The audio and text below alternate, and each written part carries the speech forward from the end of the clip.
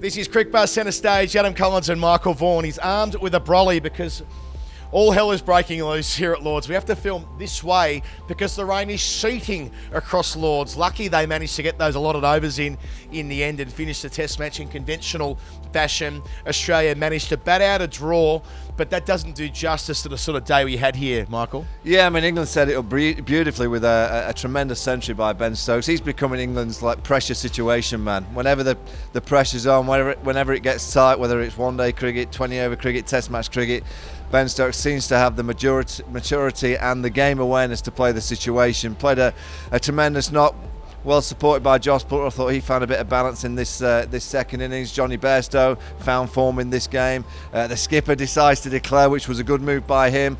And I thought all afternoon England were just right. You know, they just put the right bowlers on at the right time. Jofra Archer once again has produced incredible bowling spells. I don't know how many he had in the end, 2 or 3, but it was quick, it was hostile, it was well directed, it was skillful. And in Jofra Archer, I mean, all England cricket fans this evening will be raising a toast because the Ashes series are alive because of yesterday's spell from Jofra Archer. Again today, 3 to play. If Jofra stays fit and plays in all 3, surely he's going to win in England a couple of games. There is so much to unpack from today. As I say, you look at the scorecard and it won't quite do it justice. The Ben Stokes century, 73 runs in 8 overs. He was clobbering Australia everywhere either side of that milestone.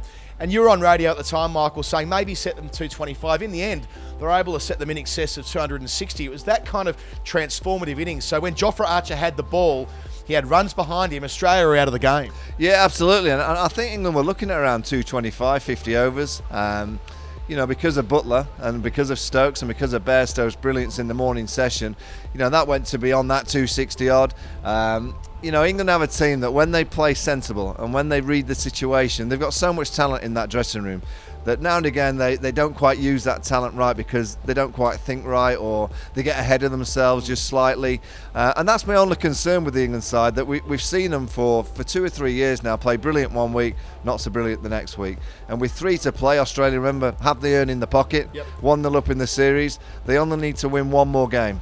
They need to have one more good week, Australia, to make sure that little earn's going back to Australia. So England will have to play to the same standard that they played the last 2 days. The last 2 days, I thought England were absolutely magnificent. Not least Archer. We said on the show last night that it felt like he changed the series. And the way he bowled today, it was brawn yesterday. It was fast bowling. It was attacking the body. We saw what happened with Stephen Smith and the way he picked up Tim Payne. The way he got Composure and Warner, that wasn't brawn, that was brain. That was nicking him off in the corridor, moving it away through the air. Magnificent. Yeah, I mean, you mentioned he's probably changed the course of the series with his bowling in this game. He's probably changed the course of Test match cricket for a while because, you know, so many batting lineups around the world would have seen Jofra Archer and will know that they've got to face him. You know, New Zealand this winter for England, South Africa, Sri Lanka next summer, Pakistan and the West Indies.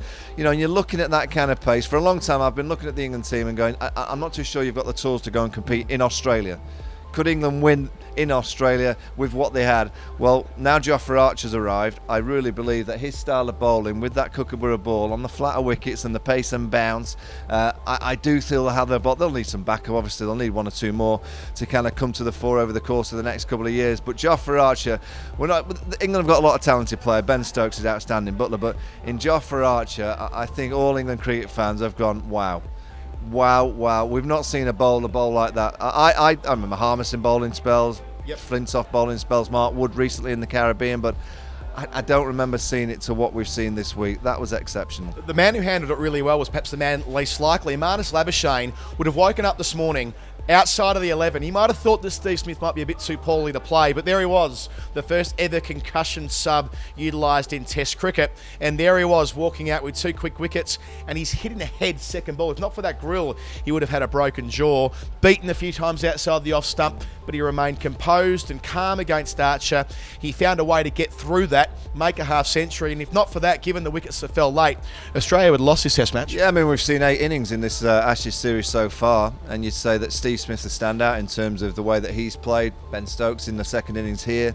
Apart from that, you would argue that Labuschagne's innings today was probably the most composed, apart from Smith and apart from Ben Stokes. I mean, Rory Burns, the first innings at Edgbaston was exceptional, but Labuschagne just seemed to have that aura that calmness, that composure. He sprung back to life once he'd been knocked on the head. He kind of got in head, but he sprung straight back up. Well, you're a tough nut. He's a good player, and I'll be amazed if he's not playing at Headingley. From what I've seen in that innings, you know, Cameron Bancroft, he's struggling at the top of the order. If Smith's right, he may not be right, but if Smith's right, he obviously goes in at 4. Labuschagne should be 3. Khawaja should open for Australia. Yeah, it seems unlikely Smith will play on the basis of what we heard today from the Australian camp, in that he'll need to pass a series of tests and then face bowling 2 days out from the test match, which is 2 days out from now. So if Smith gets up, it'll be almost a miracle. So Labuschagne should retain his spot. As for Bancroft and Khawaja, well, it's a bit of a wait and see. A word for Joe Denley's remarkable catch and that crazy old half an hour he had. Jack Leach, he showed his worth. Yeah, I mean, England have been kind of trying to work out that their spin kind of options in Test match cricket for a while, and I just think they might have found one. You know, Jack Leach has been in and out in the group. He played a little bit in the winter, and from what I see, he very much reminds me of an Ashley Giles. You know, I don't think he's going to get you 6 for 20, but what he could do in a team that's got a lot of quality seamers is just hold and then probe away. And when he gets those footholds, I think he'll hit the footholds on a consistent basis. You know, he'll be the first to admit, he just said to me, you know, on the pitch, he didn't feel he got his pace right, didn't quite get it out of their hands right. But I think it's worth England sticking with Jack Leach, because I just think he's going to offer something. I think he's going to offer a little bit of calmness, control.